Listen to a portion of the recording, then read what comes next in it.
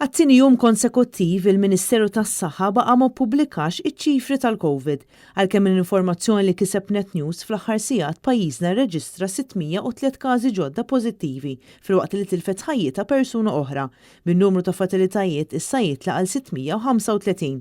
Fl-aħħar sigħat fuq ftit iktar minn 190 persuna bil-każi attivi issa jlaħqu l-4685.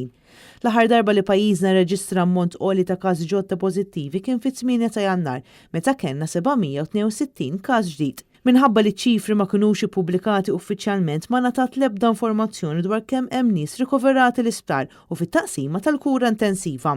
Intant minħabba żieda fil-każi attivi, iċ-Ċentru Ewropew għall Prevenzjoni u Kontroll tal-Mard reġa' klassifika lil pajjiżna bħala pajjiż ta' riskju għoli.